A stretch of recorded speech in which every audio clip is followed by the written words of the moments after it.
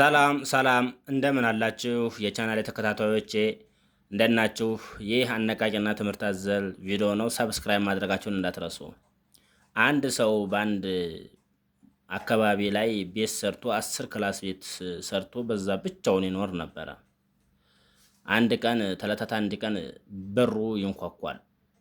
ተነሳና ይከፍታል። ሲከፍትም እግዚአብሔር ወይንም ጌታ ነበረ። ውይ ጌታ ሆይ እግዚአብሔር ሆይ አንተ ነህ እንዴ? እንኳን መጣህልኝ፣ ደስ ብሎኛል። ብቻዬን ነበረ የምኖረው እና ግባ ይልና ወደ እግሩ ጫማ ሰግዶ ያስገባዋል።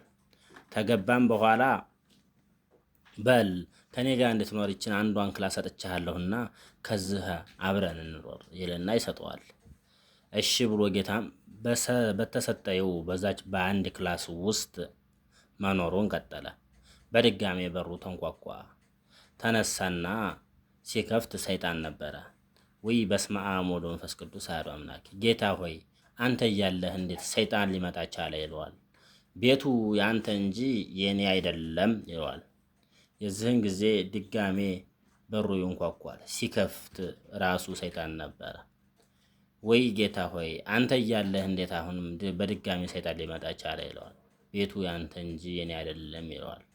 በቃ በቤት ቢያንሰው ነው አንድ ክላስ ስለሰጠሁት ነው ብሎ ግማሽ 5ቱን ቤት ይሰጠዋል። የዚህን ጊዜ ድጋሜ በሩ በኃይለኛው ይንኳኳል። ሲከፍት አሁንም ሰይጣን ነው። ጌታ ሆይ ምን አልኩኝ? ምን በደልኩኝ? አንተ እያለህ እንዴት በሬን ሰይጣን ሊያንኳኳ ይችላል ይለዋል። ቤቱ ያንተ እንጂ የኔ አይደለም የሚል ድምፅ ነው ያገኘው። አሁንም መልስ ያገኘው በድጋሜ በሩ በኃይለኛው የከፋ ይንኳኳል። ሲከፍት ሰይጣን ነው።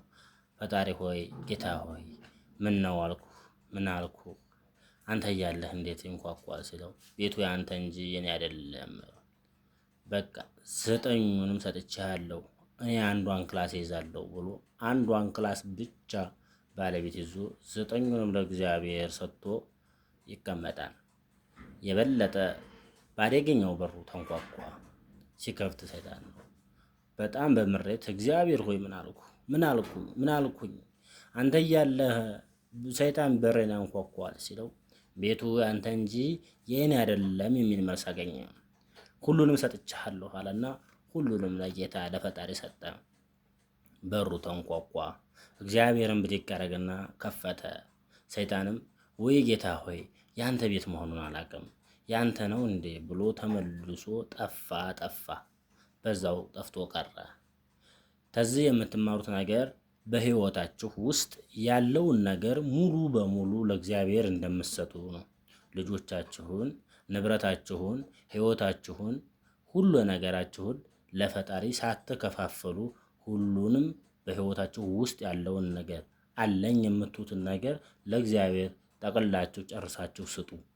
ምክንያቱም ይሄ የከሌ ነው ይሄ የከሌ ነው የምትሉ ከሆነ እሱ መጥፎ ነው ለሰው ልጅ እንጂ ለእግዚአብሔር የሱ የኔ የሚባል ነገር የለም። ተተማራችሁ ሰብስክራይብ ማድረጋችሁን እንዳትረሱ። አመሰግናለሁ።